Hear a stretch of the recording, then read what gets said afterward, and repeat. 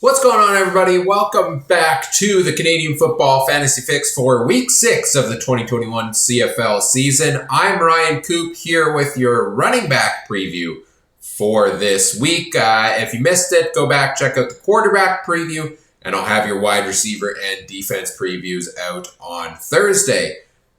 Let's take a look at the running backs for week number 6. Some great options, I think, this week. Some really tempting value plays as well. And certainly some options I'm just completely staying away from as usual. Let's take a look first at the running backs that I really like this week. They're in the green light category for me.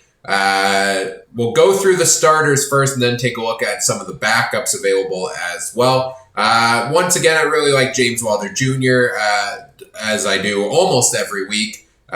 He's averaging 17.9 points on the year, which is the highest among running backs. Last week against Calgary, he put up 18.1. A large bulk of that came in the fourth quarter. It was a slow start to the game for him. I think he was dealing with some health issues, maybe a little bit there. I believe he mentioned after the game, so wasn't full 100% during that game, but should be ready to go this week, I would assume, against Calgary. Once again, the Stampeders giving up an average of 16.8 a game against running backs. To get you the full value you need, and I deem full value being at least 2.5 points per $1,000, because if you get that from everyone, that will lead to a 100-point week. James Wilder Jr. needs just 21.6 points. He's hovered close to that. He had 25.1 week 1 against Ottawa. Disappointing week 2 against Montreal with only 8.5, but 20 against BC in week 3 and 18.1 against Calgary in week number 5. So he's been hovering really close to that 20-point mark every single week besides that one down week. And so I really like James Wilder Jr. again at his price. His price hasn't risen too crazy given the production we've gotten from him. So I say put him in your lineup now while he's still in that $8,000 range. I also like Kadeem Carey this week. His salary has risen quite a bit over the past number of weeks. He's now at $8,053, one of the more expensive options in the game. You need 20.1 to get the full value out of him, and he's been averaging 14.6 through 5 games, but he's had 3 decent weeks in a row. He's put up touchdowns in 3 weeks in a row. He hasn't put up a ton of yards on the ground. He seems to be capped around 60, 70 yards most game. And he does face an Elks defense that hasn't given up a ton to running backs this year. So I thought about putting him in the yellow-white category this week based on that. But here's my thought process on Kadeem Carey. In a couple of weeks, he's, against the Bombers in week number 4 and the week before against Montreal, he got a couple of catches in there as well. He had 4 or 5 catches added to it, which really helps the running back bulk up their totals. He's always going to be a threat to score a touchdown for the Stampeders. And to me, if Bo Levi Mitchell is starting this week, which I think he might because he's been practicing, he's not going to run the ball himself, definitely. So maybe we see Carey get in there, on the goal line plays, pick up a touchdown in that regard. We'll probably see him get a good load of carries just to, take a bit of load off of Bo Levi Mitchell. We could see a ton of check down passes to him if Bo's facing pressure. So I like Kadeem Carey this week. I think he can get you as a floor, a 15-point week this week against Edmonton, and I think he has the potential to put up over 20 and get you the full value you need. The other running back I really like is Shaq Cooper, and this is one of those where I'm banking on the breakout performance finally. He comes in at 56.14, so he's the second cheapest starting running back this week. He's averaged only 6 points a game, 3.5 in week 1, I think, in his first game for Cooper. I forget who he was playing in that one. Edmonton, sorry.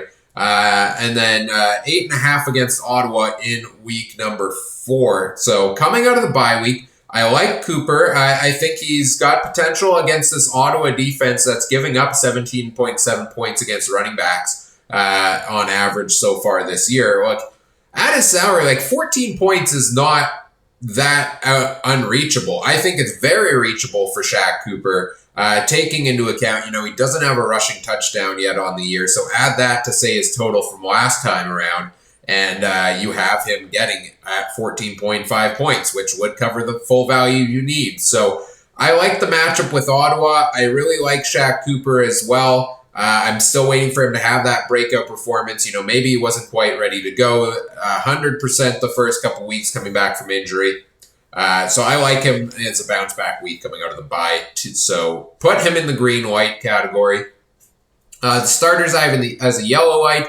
Sean Thomas Erlington, 56.89 is his salary. He's been averaging 9.5 points a game so far this year. In the games he's played. Just 6.7 last week against the Argos. He faces them again this week. The Argos have a pretty good run defense.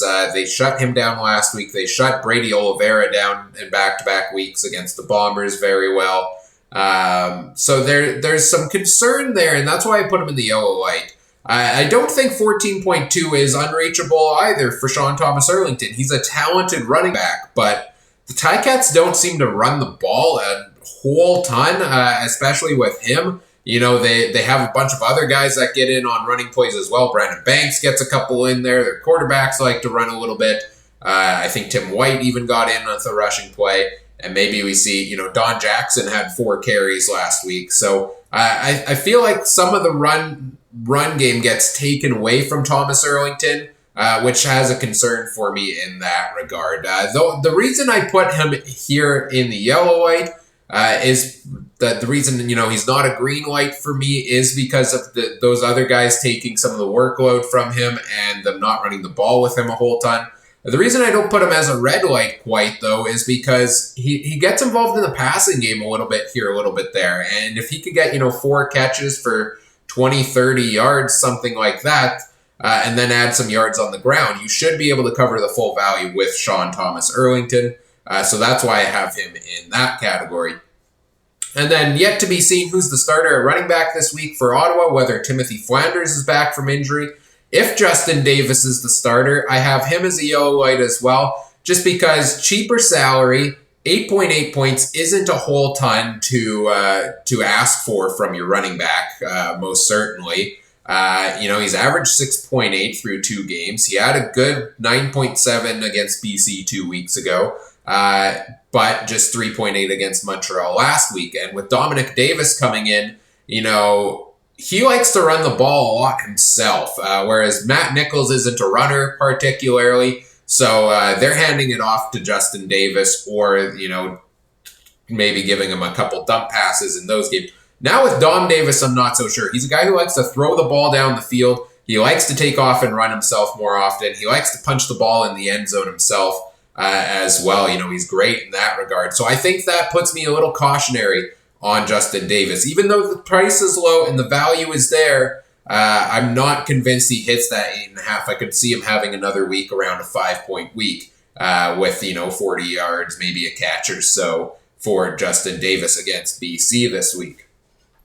And then looking at the starters that I'm just staying away from, Andrew Harris of the Bombers, look, I think he's arguably the most talented running back in the CFL, and I don't know if there's a ton of argument to be had against that, but his salary is so high, you need a 26.4 point week from Harris to really get your full value out of it. He's averaging 15.4 through 2 games, 16.6 against Calgary, 14.2 against Saskatchewan. So he's got that consistent, solid point total for you that you're going to put up. But at his price point, to me, it's just not worth it. We haven't seen him truly get involved in the passing game like we have in years past quite yet. So I want to see him get more involved in that regard. Then if he's putting up, like we've seen Harris do in the past, 5-6 catches to go with, rushing yards, add some touchdowns in there, then maybe I'm more inclined to go in his direction at that salary. But as of right now, I'm staying away, especially against a Riders team that I think could have a strong bounce back week. I'm staying away from John White as a starter as well. $7,863, 11.1 points on average this year. Facing the Ticats once again this week. He put up just 7.8 last week. And, back-to-back weeks, ever since DJ Foster has gotten into the lineup, the workload's been split between them, and White's had his worst days of the season. 4.5 against Winnipeg in week 3, 7.8 against Hamilton in week number 5. So I think he's pretty high priced and not getting the workload you need to get the value there for John White. So I say stay away from him once again this week. And for a lot of the same reasons, I mean, Powell's the lead running back for the Riders. He gets almost all the carries. The problem is the full total of carries is just not there. He comes in at $77.54, so his price, I think, is dropping a little bit. He's averaging just 10.3 points a game, though. That's not even enough to get you 1.5 per $1,000. Last week against the Bombers, he put up just 6.1. 2 weeks ago against Ottawa, he had 8.7. His highest point total on the year is 13.5. So unless he's getting in for the touchdowns, and putting up 2 touchdowns on the day, I don't think the Riders give Powell the ball often enough to warrant putting him in your fantasy lineup. I just don't. I don't think we see him putting up a 20-point week on any given week. And the Bombers, yeah, they've been struggling against the run in several weeks this year, but I don't see, unless the Riders get to a sizable lead and need to run out the clock in the fourth quarter, I really don't see them leaning on Powell once again. Which I think is a mistake. So I say stay away from him until we truly start seeing solid usage from him by that Riders offense. Looking at some of the backup options or potential other options at running back, I like DJ Foster. $3,500. He's a cheaper value play. Last week I had him in the yellow-white. Just because I wasn't sure if they were going to do that dual back system for a second straight week, and they did. 14.8 points for him, 0.8 points for him. A large bulk of that came in the passing game. I believe he had 4 or 5 catches, 30-something yards through the air, which certainly padded those stats. You only need 8.5 out of him, and if he's going to be more involved in the passing game, that should be easy to come by with a couple of catches. I think DJ Foster is a guy who has become an interesting new weapon to use in that Toronto offense. And I think he should get, some of the carries again, a couple catches this week. So there is always the risk there that, he is a backup running back. Is he really going to get that point total for you? I think he does. I think they are going to keep using him in interesting ways. And as long as his salary is as low as it is, I think he's worth putting in your lineup. Yellow lights for the backups. I've got Timothy Flanders. He may get I only consider putting him in the lineup if he starts this week. $42.75 is his salary, 10.7 points. I think Flanders is a talented running back. He struggled earlier on in this year, 5.2 points on average. But Ottawa's offense as a whole did. And if they get things more going in the passing game, maybe that opens things up more for Flanders. But I don't think he has a huge ceiling. I think maybe he could get to that 8 to 10 point mark if he plays. But I'm cautionary on him for the same reasons I am with Justin Davis. I think with Dom Davis at quarterback, how much do we see them going to the running backs this week against BC? So I'm cautionary on Timothy Flanders if he gets a start. And in the cautionary tale, I put Jamal Morrow of the Saskatchewan Roughriders. $2,500 is his salary. He was the return guy last week against the Bombers. Had himself a very nice, very solid day, putting up 5 fantasy points in his first game. I thought he looked explosive back there. I thought he had some great kick returns. And, at a very low value, you only need 6.3 to get the full bang for your buck. The Bombers have proven to given up a couple more bigger returns so far this year than we're used to seeing. So maybe he's an interesting value play if you really need to save money at this position. I'd say cautionary because return guys alone don't put up huge performances. I think he could cover the value you need potentially at 6.3, but I could also see the Bombers getting back on track on the return coverage and shutting him down.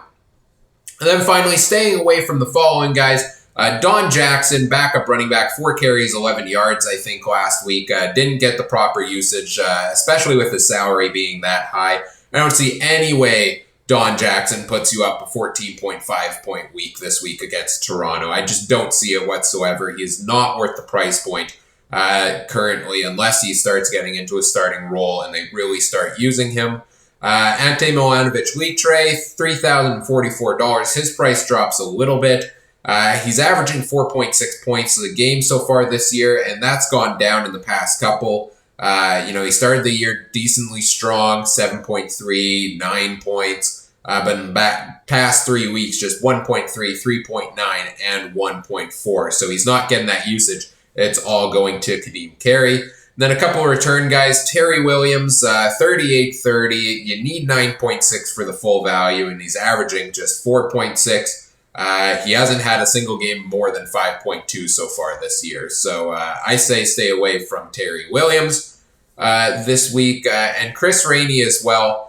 Has gotten a ton of usage, $4,007, comes in at 10, needing 10 fantasy points to get you the full value. He's had 5.4 on the year, and his highest point total on the year is 7.8. So I think he could be a potential interesting play if he gets involved in that offense and takes some of the offensive plays away from Shaq Cooper, which I wouldn't be surprised to see him get, a carry here or there. Add that with the return yards. Maybe he covers the value here, but so far this season, he really hasn't.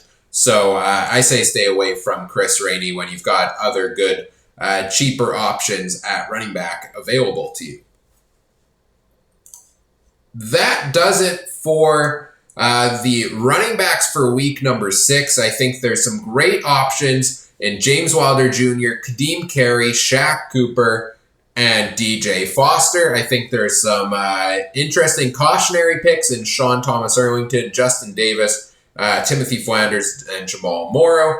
And some that I put red light, stay away from Andrew Harris, John White, William Powell, Don Jackson, Ante Milanovic-Litre, Terry Williams, and Chris Rainey. That's it for the running backs for week 6. Stay tuned as well for the wide receivers and the defenses. I'll be previewing those tomorrow here on the Canadian Football Fantasy Fix. Do all the YouTube things, like, comment, subscribe. Let me know what you liked, what you didn't. And if you have any fantasy questions, put them in the comments section or tweet them at me at CooperTrooper42 as well. And as always, make sure you stay tuned for the depth charts and the injury reports later in the week.